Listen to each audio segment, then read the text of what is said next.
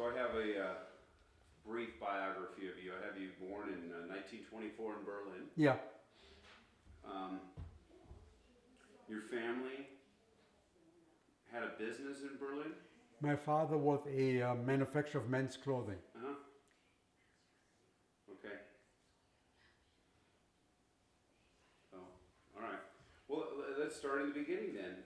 You were born in 1924 in Berlin. Yes. What's your birth date? March 31st, 1924. So you just turned 90 this year. I just turned 90. Terrific. Yeah.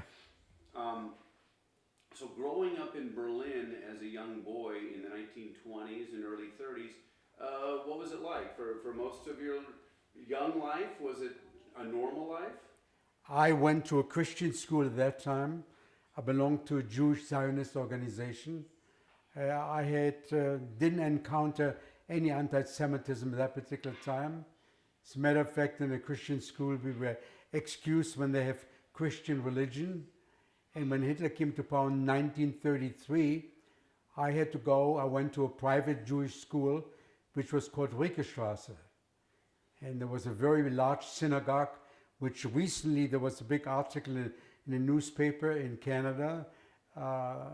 They remodeled the synagogue. And in front of the synagogue was a school. And the reason the synagogue was not burned, because on the left-hand side was a police station, and the right-hand side they had apartment houses, that they were afraid to burn them on account of the apartment houses. When did things start to change in Germany? Was it when Hitler rose to power in 1933. And when did you, and what were, did it change almost overnight? It changes almost in the beginning. People already were sent to concentration camps, and they had already boycott of businesses. Teachers and lawyers and doctors couldn't work any longer. They couldn't do anything at all.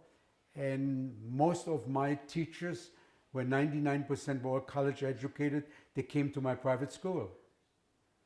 As a 9-year-old, how do you process this?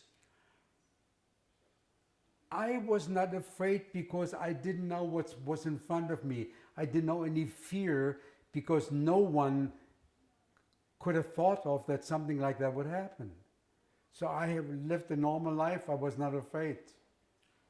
Your normal life was shattered, though, along with other Jewish normal lives, Kristallnacht. Kristallnacht, I was 14 years old. My neighbor, I remember like today, he knocked on our door and he said, Mr. Kuechel, don't go out on the street. Something very, very bad is going to happen. Then they picked, since my parents originally came from Poland, even though I never heard a Polish word spoken in my house, only German, he was picked up, sent to the police station, which I mentioned before, was right next to the synagogue where the school was. And he was sent to Zbąszyn, to Poland, which we found out later on. The Poles didn't let the Jewish people in because it was a very anti-Semitic society also. And they were in no man's land for quite a while. And then they were finally wound up in Zbąszyn. And I remained with my mother and my sister in Berlin. What do you remember from Kristallnacht? I remember from Kristallnacht we had a store, right? A famous store was called Wertheim. It was a small store. It was a big store in Berlin, but this was a little small store. They had kind of ladies' clothing, etc. And I saw a big Star of David on top of the windows. And later on I heard, of course, they broke all the windows from all the different department stores all over Berlin. And they burned synagogues, which we found out. And then, of course, the Jewish people had to pay for all the damage afterwards. And did you ask the question why of your parents? What did they tell you? I was too young really to ask any question at all, because it was so new even to my parents. And my parents said, This is going to happen to us. We pay our taxes. We are German citizens now. This is going to pass by. And Hitler made it so that people should believe he's only after the people who came from Poland or from Russia. He made people believe as if, oh, the German people have nothing to worry about. So I was too young to even understand what was going on because we didn't know what's going to happen. So you were not afraid? I was not afraid at that time. Your dad then is ripped from the home that night? Yes. Do you remember that? Yes, I remember because all the Polish citizens originally came from Poland were taken away from Berlin, sent to Poland. And your dad was Polish? Originally was born in Poland, so was my mother. So who came to take your father? The policeman, plain police person, came, picked him up, put him in the police station. My mother tried to get in touch with him, and she talked to him maybe, I don't remember quite well, but that's all, that's what all happened. All over Germany, they took not only the men, they took the whole family. But only, not in your case. Only in Berlin, they took the men. And somebody was older than 15 years, I believe. So you're in Berlin, you're left behind with your mother. My mother, my sister. And my mother was worried about my sister, and she met somebody, a Jewish person. She became engaged, and my mother made sure that she leaves Germany. So she tried to go to Switzerland. Switzerland didn't accept her. So she went illegally to Belgium. In Belgium, I found out afterwards that she had a son, gave birth to a son, and he may have been maybe 1 or 2 years old. And then I remember, after the war, I found out in August 8th, 1942, she was taken with the whole family, her husband and her son, to Malines, which is in Belgium. From there, she was sent to Auschwitz. And Germans were very precise. And after the war, I could see in a booklet, I've got some pages where they said verschollen. Verschollen means she disappeared. That's what's written in that booklet. And I stayed with my mother. In 1939, in February, I was packed to go to Palestine. I was not quite 15 years old, and I had a certificate to go to Palestine with a youth aliyah, was a youth group. Our leader from our organization came to my mother and asked her if I would forfeit my certificate for the sake of people who were in a concentration camp. At that time in 1939, if you had a visa or to go to America or to South America or any place else, you were able to get out of concentration camp because Hitler was concerned about that time only to get rid of the Jewish people. So I gave up my certificate with the promise that I will go, if I can't go to Palestine, they will see that I go with the children's transport to England. But you didn't. In June 1939, the Gestapo came and closed our apartment. We had one little suitcase and we had to leave Germany for Poland. I wound up in Krakow, and 2 weeks before the war started, I received a letter from the city of Warsaw, saying, "My dear Alexander, we can tell you the good news that your permit to England just arrived, and you go with the children transport. Your passport will come in the next few days." September 1st, the Germans marched in with a force you have never seen. They were guards. And I got stuck in Poland. I couldn't get out of Poland. You were days away from going to England? Days away to go to England with the children transport. I'm a survivor of 7 concentration camps. In 1942, I believe, we were in a city was called Krzanów, which was named later on Kranow because that part of Poland was annexed to Germany. The city was made Judenrein. I was already in a concentration camp, and I was away from that city, was away maybe 10 kilometers from Auschwitz, and they were sent to Auschwitz. You were? My parents, I was already in a concentration camp Your parents were sent to Auschwitz in 42? in 42. And I went to concentration camp about in 1941. My father was working for the Germans making uniforms with the pretension that the Germans said, well, if you're going to work for us, nothing's going to happen to you. I witnessed in Krano, in that town, 8 people being hung. Everybody had to come to a courtyard and watch it. 8 people got hung. For what was the crime? Any excuse they could. Being Jewish? Against the state, being Jewish, or against the state of Germany. There was no reason to be given. The Germans had the power to kill any person without consequences. I've been giving lectures for the last 18 years in Las Vegas regarding the Holocaust. And I tell people always, every single person in Europe had a weapon to kill a Jewish person.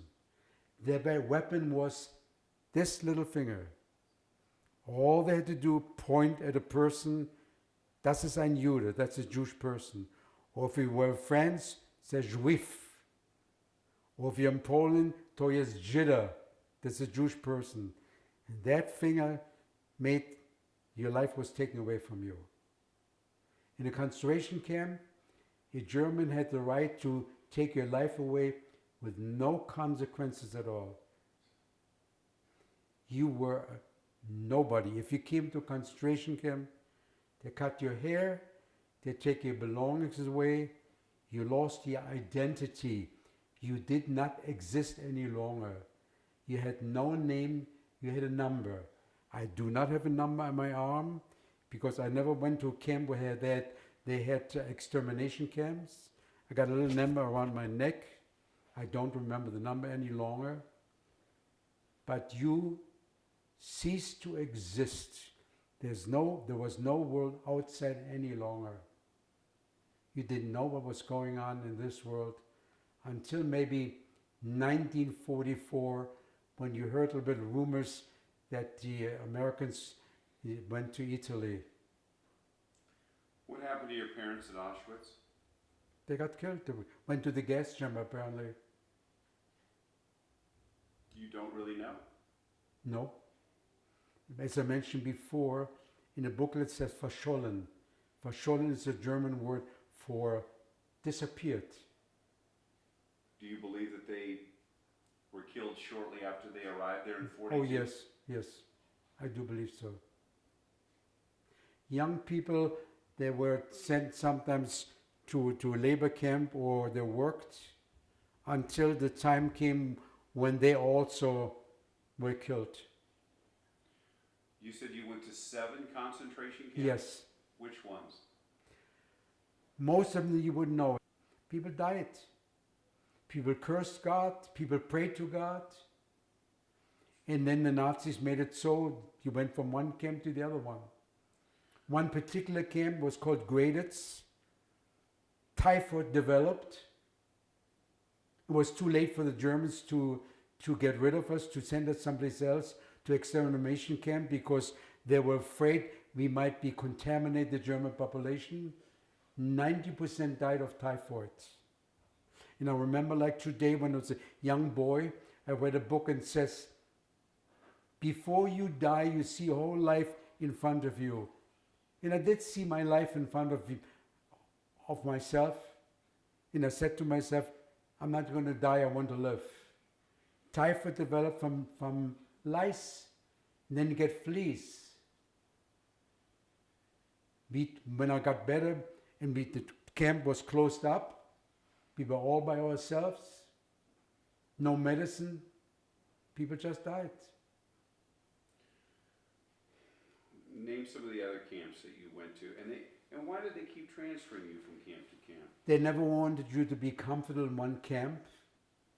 And sometimes 3 o'clock in the morning again, we had roll call, and the SS came, picked people out, and sent you to another camp. You never knew where you went to. Sometimes they picked people out, they were elderly, they couldn't work any longer, and sent them to camps where they got killed. I was in Brande, I was in Graditz, I was in Faulburg, I was in Langenbielau, I was in Reichenbach, but I was liberated. So you were in camps from 1941 till 1945? 1941, I was in a labor camp. I was able to get home every Sunday. In 1942, I was sent to a regular concentration camp. And there you spent 3 years. About 3.5 years. Something like 3 years.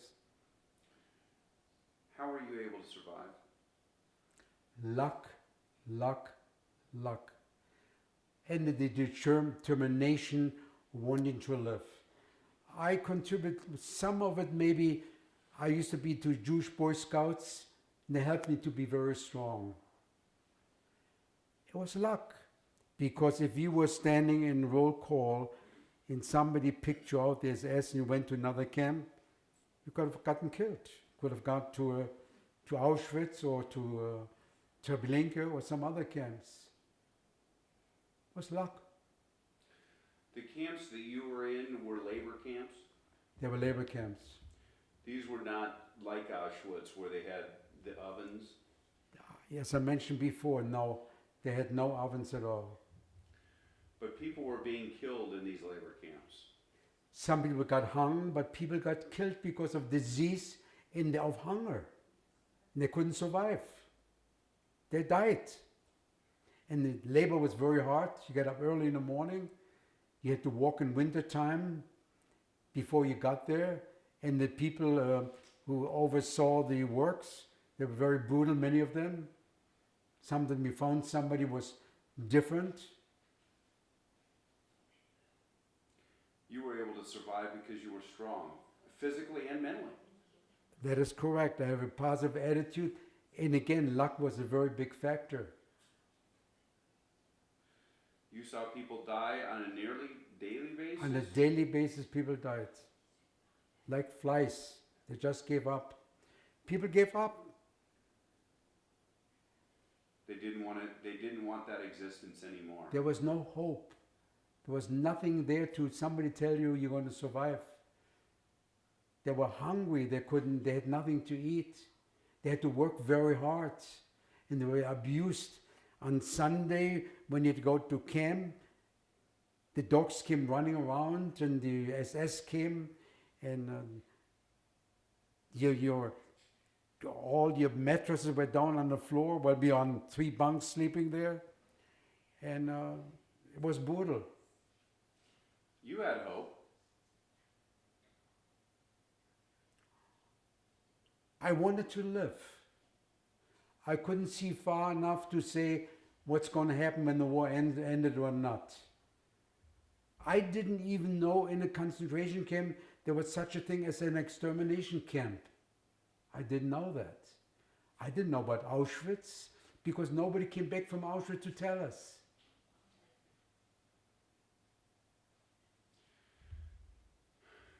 Did you have some hope that when you're in these camps, you have no news from the outside? You don't even realize that the Americans are engaged in the battle even, do you? No, we did not. The only time we had, in the first year, we were able to receive letters.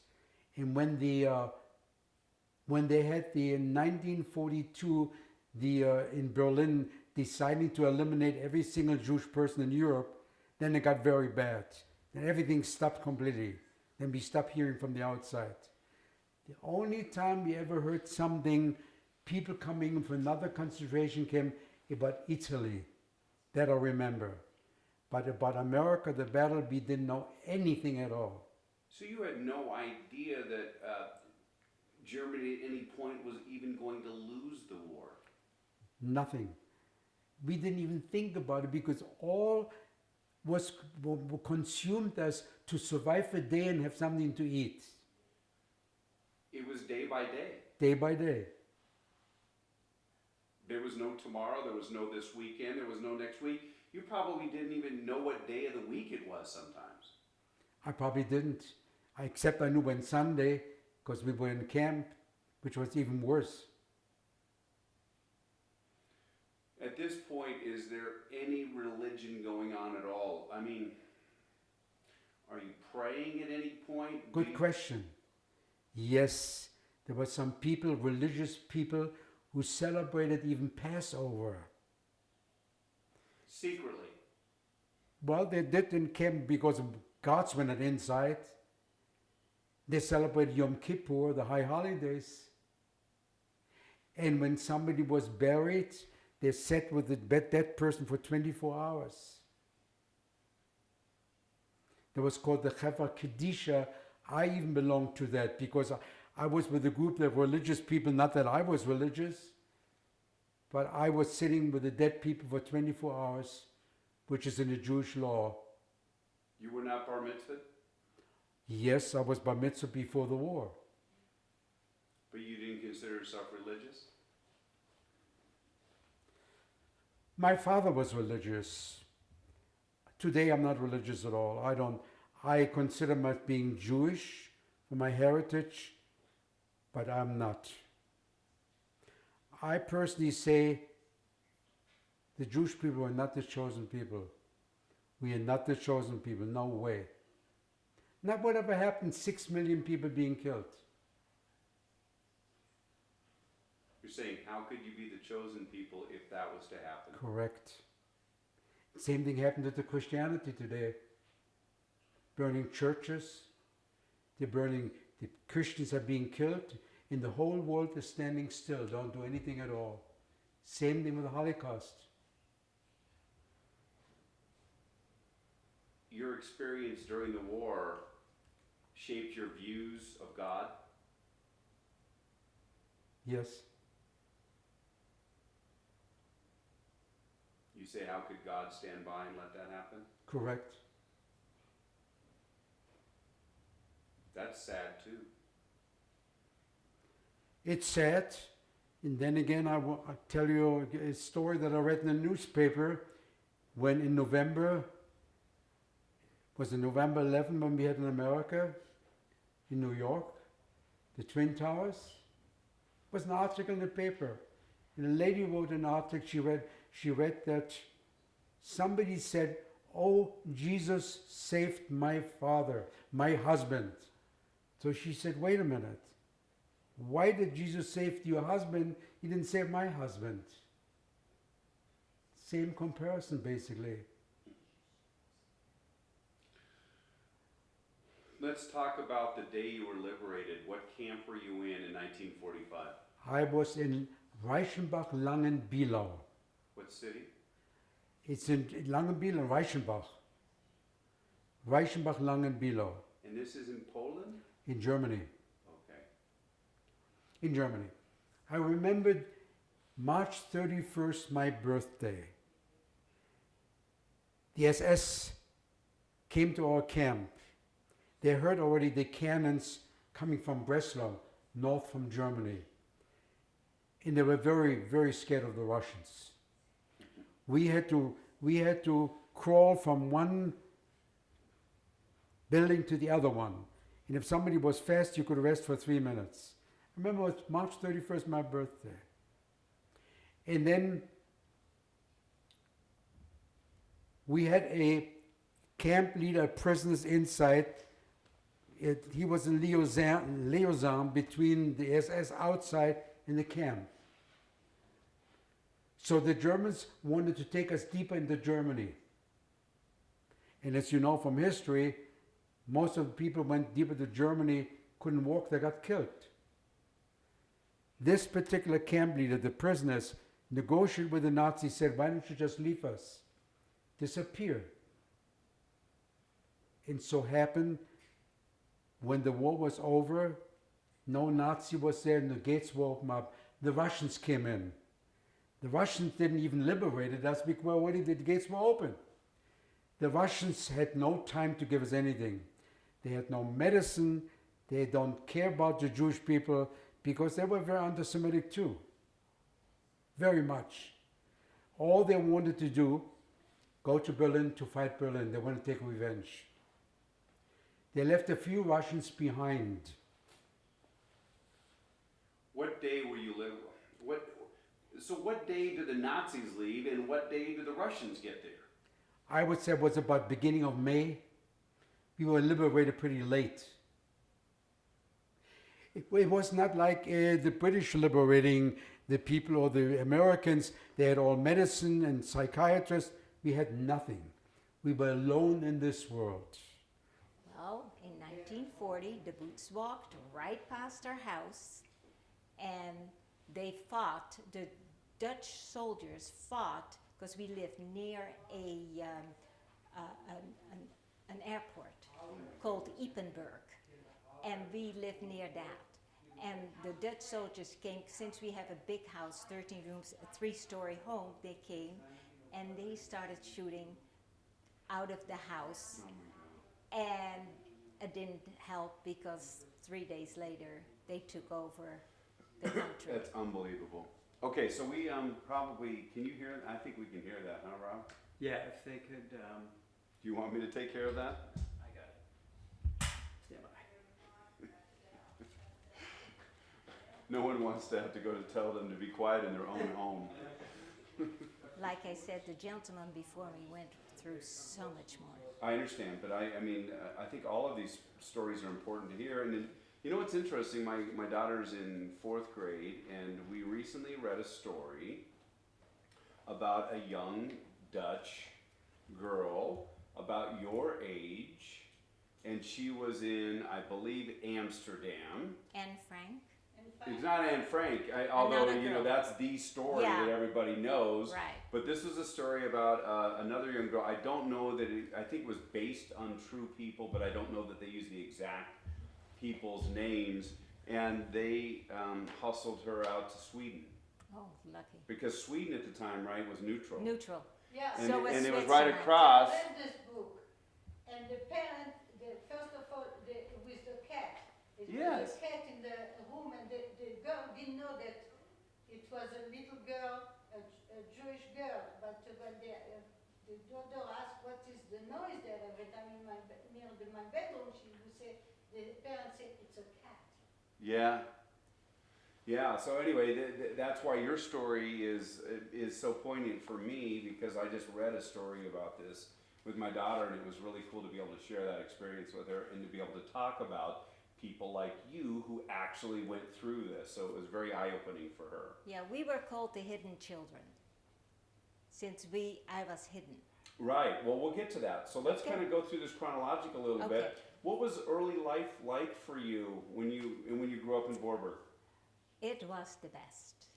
My parents were well off, and we had a lovely life, had lots of friends, a lot of parties, and our grandparents came every Friday, and we had Shabbat dinner on Friday night. And the fun part was, from us kids, well, in the first place, we were bathed and sat at the table. And the fun part was that when the grandfather came, Mom put a little towel under his chair. So when he dropped things, it would fall on the towel. So it was a very beautiful life. We could go anywhere. My father had a car. He had a horse and buggy, and Mom had a maid service. We were happy. Three boys, 2 boys, and myself. And in 1943, we got our papers, and we were told to get out of the house. People called and said, you have to be out of the house within an hour. And so we had to start packing and be out. First of all, I should go back. First of all, my grandfather was picked up and sent to Westerbork. And he wrote to his wife, Sarah, that please come to me to Westerbork because I have a little house and we're going to live there then together. So Mom, she was the only child. Her brother was picked up already and was in the concentration camp. And Mom told her mother, please, Mom, don't go. She said, because I don't think it's going to go right. So my grandmother Sarah said to her daughter, I have to go. I lived with this man all my life, and I have to go and be with him. So Mom gave him postcards, and she addressed him. She said, please let me know where you are. Well, when my grandmother got to Westerbork, they were older people in their 60s, and they sent him right on, but they didn't know where. They were put in a cattle car, and through the cattle car, my grandmother threw the little postcard out, and a Dutchman picked it up and sent it to us, and the postcard said, we are going to nowhere. And that was the last time my mother heard from her mother and father and my grandparents. So they were sent where, do you know? Auschwitz. They were sent to Auschwitz. Later on, they found out they were in Auschwitz. And how did you find out what happened to them in Auschwitz? When did you find out? Well, through people that, I don't know, my parents told us that as quick as they got, a lot of Dutch people were done that way. As quick as they got there, since they were older, they were gassed. They were straight gone to the gas chamber. They didn't know where they were going. When did you find out that? I guess my parents found that out later. See, I was very young, Yes. and I had to hear the story through my mother. Right. Do you remember when the Germans invaded? Oh yes, the airplanes, the bombings. Rotterdam was bombed. The Germans walking through the town, us not going to school, the Hitler Youth. My brothers were walking on the street, and the Hitler Youth, they had the black pants, brown uniforms, you know, with the brown shirts. The young people, they were really stoked up, and they were kicking my brothers because we all had our star on our clothing. We couldn't go anywhere without it, because if we were picked up, we could have been killed. And it says Jood, that means Jew in Dutch. Yeah, Jood is Dutch for Jew. And so they were kicked. And then we couldn't go to school any longer. We couldn't go into the streetcars any longer because we were Jewish. And we couldn't go to the stores. Only after 3 o'clock, when everything was bare. So that was very, very sad. But then a school opened up in The Hague. And that's an hour from Voorburg. But since we couldn't go to school, there was a Jewish school for all Jewish children. So Mom, who was then pregnant with her 4th child, said, you're going to school with them. But before that, Pop had tried to get we had a teacher, but she wasn't Jewish, she was Christian. And she was teaching us at the house, but she no longer could stay either, because if she was caught, she could have been sent and put in a camp. So then after that, when the Jewish school opened, we all went to the Jewish school, but we had to walk, and it was an hour to The Hague. And I walked there, and then during the winter, Mom had gotten me a beautiful little coat, a teddy bear coat they called it. It was kind of furry. And she had made me a hat from lambskins, because it was cold, it was snowing, and we were walking through the snow. And she, at that time, was 7 months pregnant. And she was afraid of us, for us, because, you know, you never know, little children, I was 6, 7, and my brother was 7, the other brother was 8, and the 3 of us walked to school, and we sat in the classroom, and one day the Germans walked in their black uniforms, and they went into the classroom, and they looked at the children, and they said, you, and you.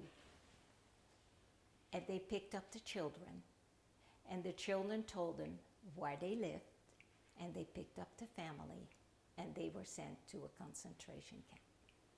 At that time, we were still living in Forber. We came home and we told Pop what was happening. No more schooling. So I didn't have school from the age of 7 to the age of 11. How did they pick these children out of the class? At random, just at random. We were lucky. And I always say, I am lucky. We were just luck. They didn't pick us, they picked the other children just at random. Nothing asked. So one day before that, when I went to school, my coat was stolen, my hat was stolen, and it was midwinter. I had no coat and no hat, and I had to come home, and I had to walk an hour. So Mom met us halfway, and she was a big lady, and she was 7 months pregnant. And halfway to the house, she leaned on me, and she says, I can't go any farther. She says, I am so tired. It was the snow and everything. I said to her, Mom, lean on me. And that's how we got home. And then in 1943, February 16, my little sister Sonia was born. We had also a housekeeper. The housekeeper was in the underground, and she helped us unbelievably. Her name was Cor. I don't remember her last name because it's been so many years. So Sonia was born. 14 days later, the housekeeper we got our papers that we had to go to and report for the concentration camp. We got our papers. And This is in early March of 1943. 3. You get papers from the Germans saying that you are required to report to where? I don't remember. Okay, right, because you were young. You I were was only too 8 at young. the time, I or was almost 8. 8, yeah. I was very young, so Okay. I don't know where. But these are stories, this is what they tell you. Well, the papers are still, my brother's son has the papers, and I have never seen him. Okay. So, because my brother had the papers. Okay. But you're still living, are you living in Voorburg at the time? Yes, we were You're still. living in Voorburg in March of 43. Yes, but when you're told you have to move out, yes, you have to leave. we had to leave. Before that, we had to leave within 1 hour, and all we had to take, we couldn't take nothing. Before that, my father already was picked up twice and put in a barge. But the Voorburg was a small city, and the police, if you'll read my story even better because I'm going back and forth. The police picked him up twice because they knew my dad because he was in business, and they knew, and they said, we need Mr. Niekirk because we have something against him. So he came out. And when we went out of the house, we had to go out of house. Mom was still pregnant then. I shouldn't have said that. I should have come back. Mom was still pregnant. We had to get out of the house within an hour. Everybody could take a pillow. That's all we could take. And now we have a pillow under the arm. And where to go? Nowhere. So, but next door lived the doctor. He took us in. But we couldn't stay there because if we stayed there, then the doctor could have been punished. So now there came a house available of a minister. The minister wasn't there yet. They said, they asked how far my mother was, and they said 9 months, but she wasn't.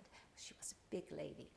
And they said, well, they can move in the minister's house when their 9 months is up and the baby's born. They can all go to, we all sent them, and they deport him. The baby was born, now I'll go back to the story. The baby was born February 16, 1943. 2 weeks later, our housekeeper took the baby in a basket on the train. It's almost like Moses, and had a pillow and a blanket over, and was deadly afraid that the baby would cry. And she took it to her mother's house. My parents went somewhere, I don't know. My brother, oldest brother, who is 2 years older, he went, that's when we separated. He went to the housekeeper's grandmother's house in the country. My other brother, who is a year older, Harry, he went to somewhere I don't know. And I was put with one of the butchers who worked for my father, and he was in the underground. And I was put in that home. My father told me, you have to go with that man. And I did not know those people. At that time, children didn't ask. Children nowadays ask, why, mommy? Why do I have to go? I said, okay. And I left with that couple. Okay, I have to understand this. You're not quite 8. No, This is in February, March of 43. right, You're living at the time with your mother, your father, right, your 2 older brothers, right. and you have a little sister, Baby sister, 2 weeks old. 2 weeks old. And your parents have to split up the family to protect them from the Nazis. What did they know? What did your parents know about your futures? Nothing. But why did they decide that day to say, this is it, we're all going our separate directions? Because my father thought if our number comes up and we had the papers, that the whole family would be gone to the camps. And he, as wise as he was, he said, we are not going. We are going to go, like the gentleman said, underground. So your dad knew it was only a matter of time before you would be sent to the extermination camps. Right. Right. As you had seen with other families? Right, yes. You had seen, oh, go on. My mother's brother and his 2 boys and his wife, were on a train, and they had their papers, and they were on the train, and they were being deported. My father's brother, in a different in a different town, he was deported with his children and his family. When you say deported, That means we don't know. They might have they were taken to a concentration camp, but which one we didn't know till later on. So the Germans were systematically taking Jewish people out of the Netherlands and sending them to concentration camps to be murdered. Right. Now you're going to ask, how did they know that we were Jewish, right? Well, when people get married in Holland, they register in the first way, they register with the temple, because you go to temple and your name is out in the temple books. Then they register at the how do you call that? City Hall. You're registered. When I have my birth certificate. When I was born in Voorburg, my father registered me in City Hall that I was born, that and that date. So they had every Jewish person's name and date of birth and when they were married and everything. So they had the records. They had the Nazis had the records. and so they knew who they were, right, that they were Jewish and where they lived. right, And they did this systematically. They did this slowly over time so as not to create panic. right, yes. I had a cousin, Rose de Lima, and she and her husband were just married. They were hiding like I, and they were picked up, and they both ended up in Auschwitz. How do I know? Because they both came out of Auschwitz. Rose just passed away. She went from school to school to tell her story. She stood twice in front of the German officer who told her to either go left or right to be going to the gas chamber. Saul, he was a beautiful pianist, but what they did to him was they marched these men out and they were stark naked and they had to dig holes and in front of the holes, they shot my cousin Saul. Not my cousin. They shot the man. He was just passed over, luck. And his hands were so bad from arthritis that he could no longer play the piano. But they both came home, and they both found each other because there were records on the synagogue in Holland, and that's how they found each other.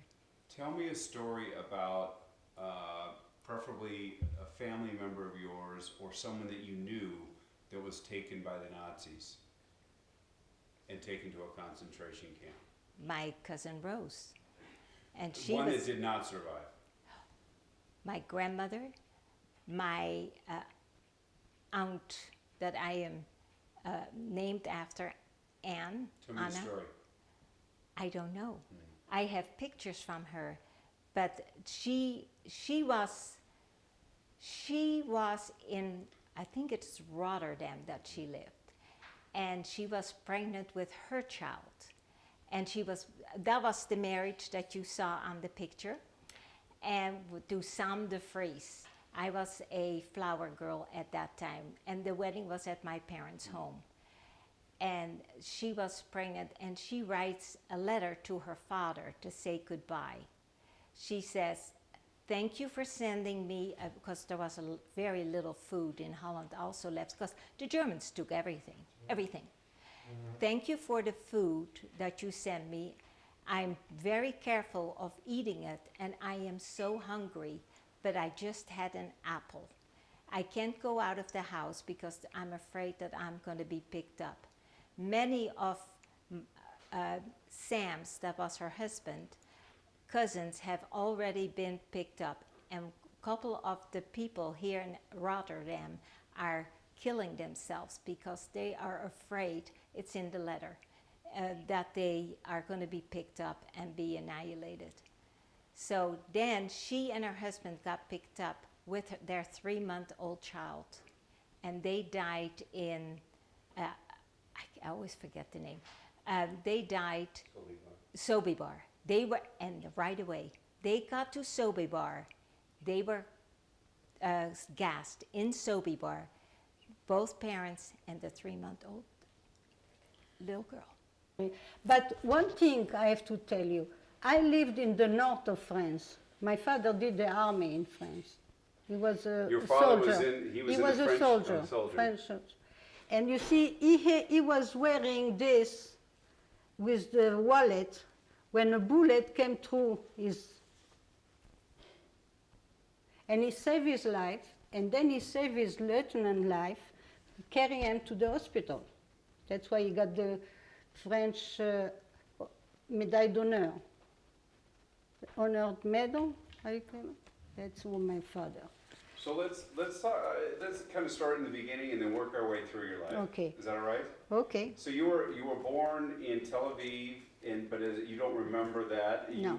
You moved as a Baby. as a baby to the north of France. What Yes. city did you go to? Douai, near Lille. Lille, it's the big city in the north that they were doing, how you call it, they were making factory of wool and silk and all this. This was the city of the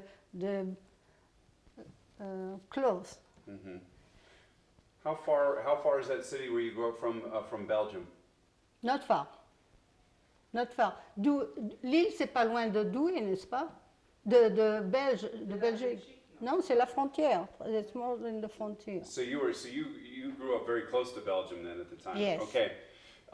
When the Germans invade your country in '39, you don't have a recollection of that at all. Oh yes. What do I you remember everything. What Not do you- like this lady. My father was in the army, like I told you. Here I have a picture of him with the uniform.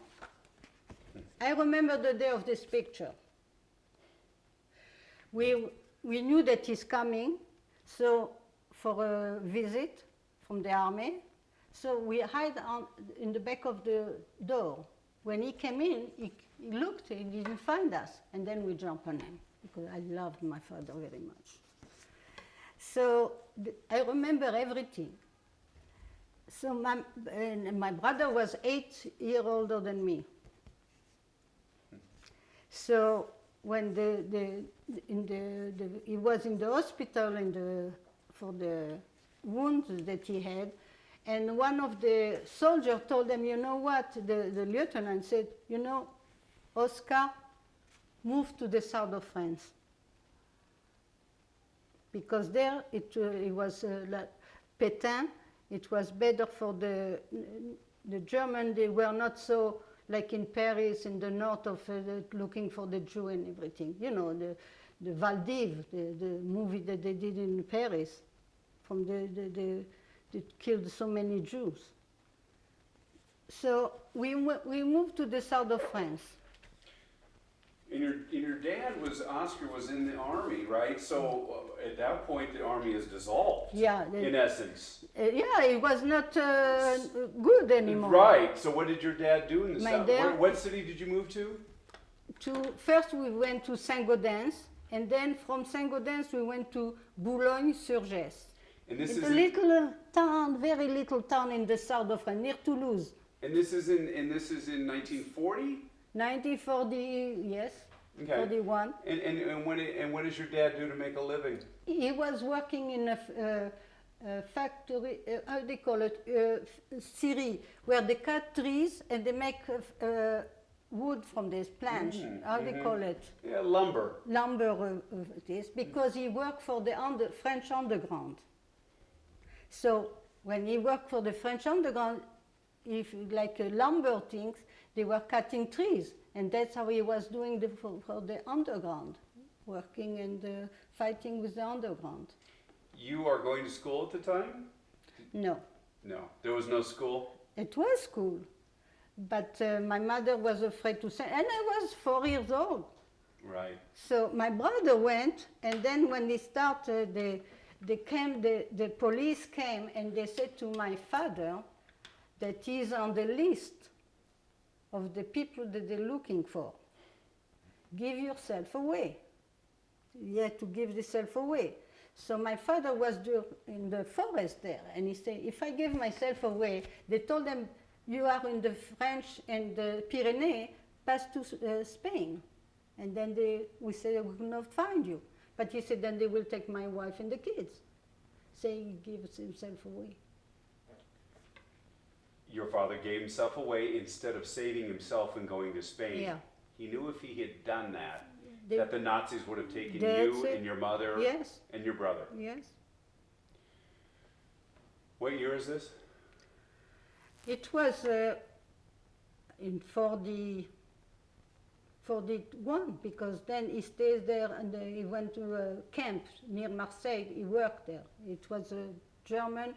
They had a lot of Spanish also, anti-Frankists. They were there in the camp, and the Jews. And my mother said, why don't you run away? She heard a lot of people ran away from this camp. He said, if I run away, they take 12 people and they shot them. I don't want to have this in my conscience. So he stayed. And then we received a card, I will show you, that he... And did they take your father to this work camp in Marseille because he was Jewish? Yeah. Yeah. Yeah. My father was Jewish, and they took all the Jews. They were going by the list, you know, like she said. And then he wrote us a card that he threw with no address in the village. But it was a small village, and the postmaker gave it to us. You see, not a number, nothing of the house. So this postcard comes to your house. Yeah, the mailman delivered that, And he this was said, written by your father. yes, and he said that he's going to a place that he doesn't know where, to Drancy, and from Drancy they took him to the Auschwitz, and he died. How long was he at Auschwitz? We don't know really. He is on Serge Karlsberg. He is there, on the book. This is a book of all the Jews from France. 80,000 killed. that were taken to concentration camps in Germany or Poland Poland, or wherever they were where taken. they have concentration camps. How old were you the last time you saw your father? I was 4 years old. And you still remember him? Oh yeah, I was running every time after the war. In 45 the war stopped. And the bells from the church start to roll, gling, gling, glang, gling, glang, you know how. So I was running to the train station. There we have Michelin, they call it. It's a little train, you know. I was running every day to see if he's coming back. And the German, they were in the village, they came in this village. So my mother, she had the carte d'identité, how do you call it? Identification, social identification. And it was a little booklet with the picture. What she did, and it was stamped Jew, on the, because we were Jewish. So what she did, she took a French stamp, beautiful lady, and she put it on the stamp that they will not see it. And every time that the German, they were staying in a crossroad to ask papers, she will smile and show them like that. And they never found out that she was Jewish. The Germans never found out that your mother was Jewish? Never. And not only did they ask, you know, they asked, her accent was a little bit Jewish. She said she's from Alsace, because Alsace, there was German and from French and German, you know, they fought for the Alsace. Then they thought that she's Alsatian, that she has a little bit German accent. Did you know people that were taken away other than your father? Do you know people that were taken away by the Nazis? Yeah, in the village it was, we were five family hiding there. First of all, the brother from my mother, he was with my father all the time, working in the same place, and they took him with my father. He ended up with my father in the last minute. It's in the book also.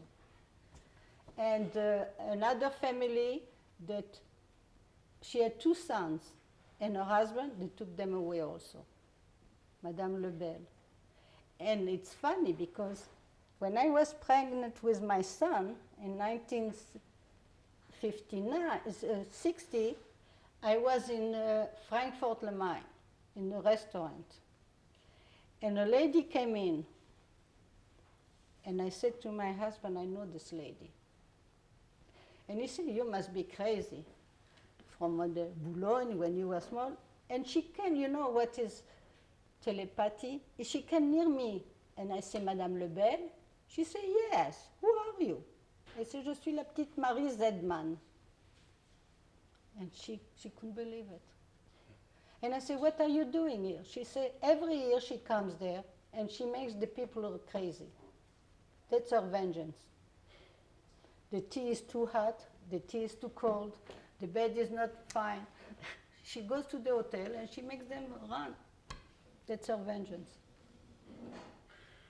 When you say you were hiding in the south of France, how were you hiding? We rent an apartment in a big house that there were few people that are renting. They were not Jewish, some were Jewish, some were, I don't know. But we were renting from these people. And where my father was working for in this usine, the l'ouvrier, the boss, and the underground, because they knew that my father was in the underground. They give him a special, and he was in the French army. They give him a special, but he could save himself. But he said to the policeman, why you didn't come to my wife first and the kid, tell them to come with you to tell me, then we will run away to Spain. But the French, they are French. I don't know what that means. Oh, there are some of the beaches. Were there collaborators in the south of France? Everywhere. Everywhere. Everywhere. And these were non-Jews? Non-Jewish. And these were people that were worried.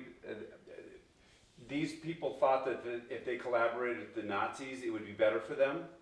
Yeah, they get some food, they get all kinds. You know, my mother, she was taking, because they had a store in Douai of underwear, all that kind of things. She took with her the suitcase when they moved from to Douai.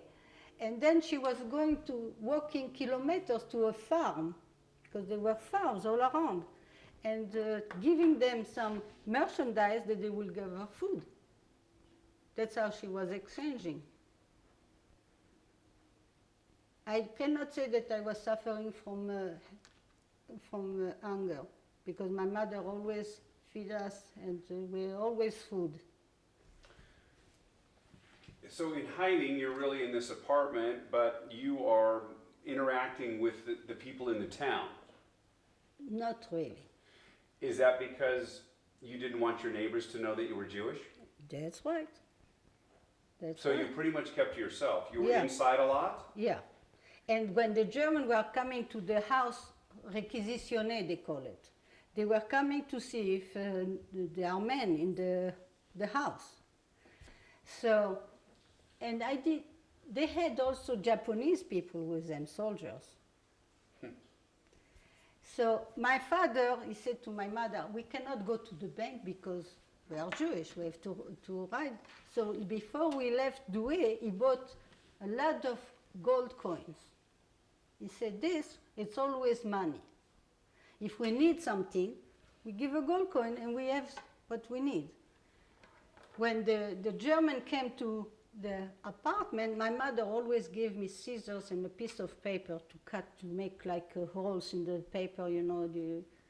Then she knew that I will not talk, because I was so busy with this. And one day, they came, and one of the soldiers, the Oriental, took the bags and put it in his coat. And my brother saw it. He was 14, 15, and he said to my mother, they took the money. So, but he took also the wallet from my mother.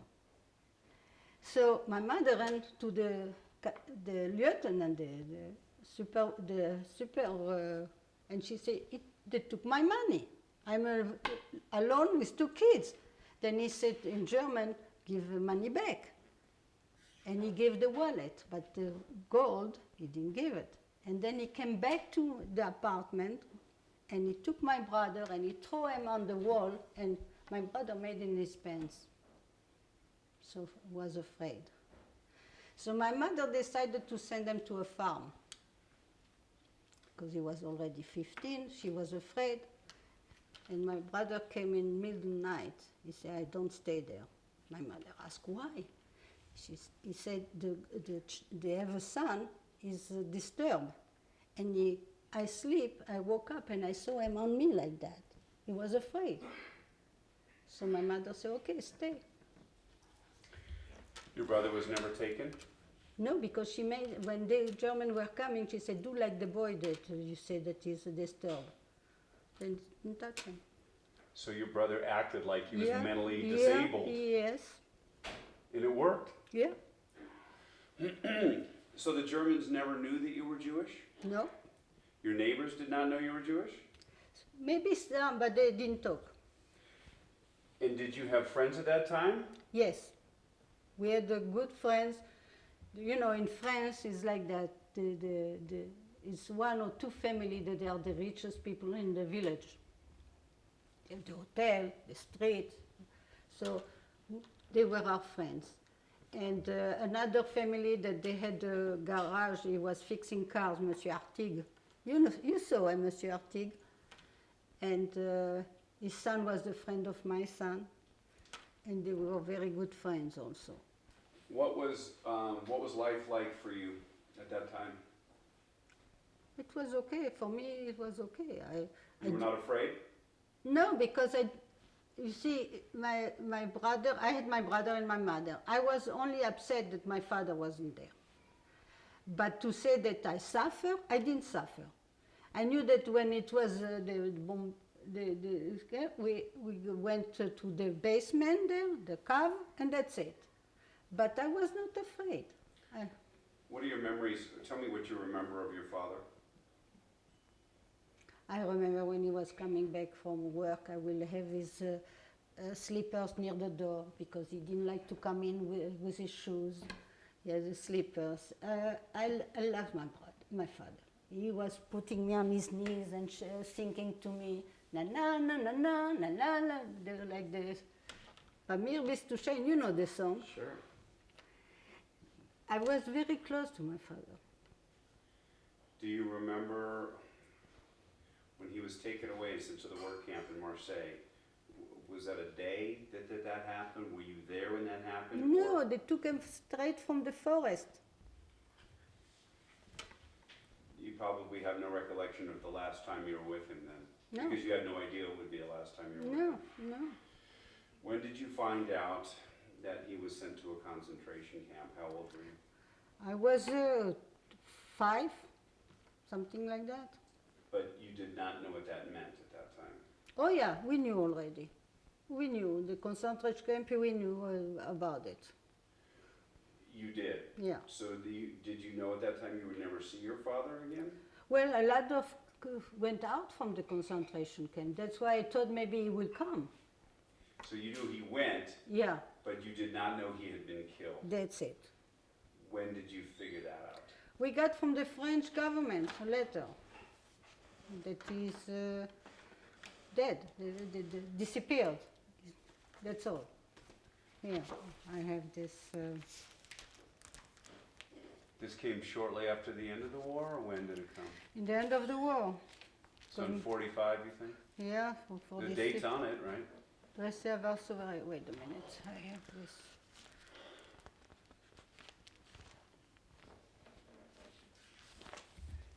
Raymond also is the same thing.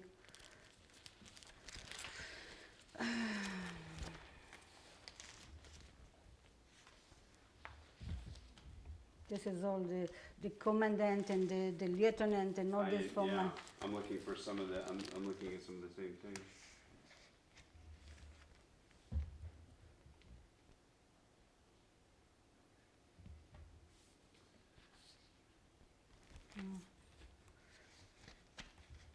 No, this is from the regiment, all this.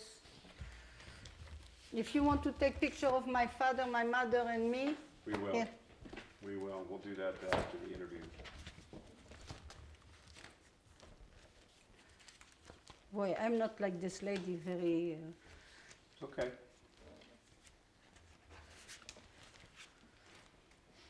It's written here.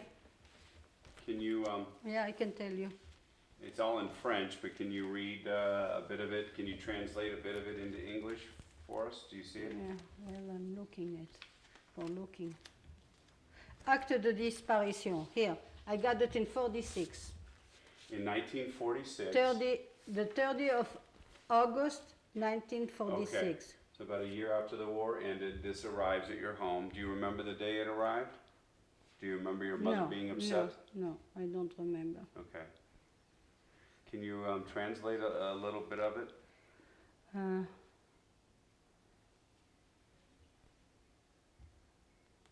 That it was in the application of the law of the 22 September 1942, valid and modified by l'ordonnance d'Alger from Algeria, the 5th of April 1944, the family can, par simple lettre, from a simple letter, to give to the procureur de la République disparu sans ministère d'avoué sans frais. Then they can say that he disappeared for sure in 1944. And that's how they put it. He disappeared, which Yeah. means he was killed. Yeah, He was murdered. That's it, but they don't say it. The French will not say that such a thing. That's why Klarsfeld wrote all the Jews from France, and he put the name of the convoy also. Bless you. Excuse me. Thank you. So looking back on your life, looking back in the 1940s in France, what are the feelings that you bring forward from that time? To tell you the truth, I like the south of France is nice. The people were very nice. If I will tell you in the north, I would say that they're no good. The French people? Yeah. But that's what I was with the French people. One day in school, after the war, a few months after the war, my mother sent me to school in 45. And one of the girls said to me, sale juive, dirty Jew, in the class. I wait, and I went out from the school. I took a big stick, and I said, what did you say? And I beat her up. But my friend, the richest from the village, say, if you say something to your parents, I would say to my parents to throw you out from the apartment. She never says something, nothing. So you felt that even after the war, Anti-Semitism, oh yes. you felt as a young Jewish girl, you weren't welcome in your own country by some of your countrymen? That's right. That's right. A lot of French people, they were not nice. Yeah, that's the truth. Raymond can say that also. She was there. How do you feel about the Germans? I cannot stand them. But the French, they never really fought against the German. The English people, they fought. They did. The German, they are not, did. They were giving the best piece of meat to the German, the best wine to the German, everything to the German. It sounds like you have more contempt for the French than you do the Germans. For both. But the German, they were on war. They did a war, right? But the French, they didn't defend themselves. They didn't try. And they took my father, that was a good soldier, and what they did, they let them go to a camp, to work in a French camp, the German, working for the German. Why? Because they were son of a bitches.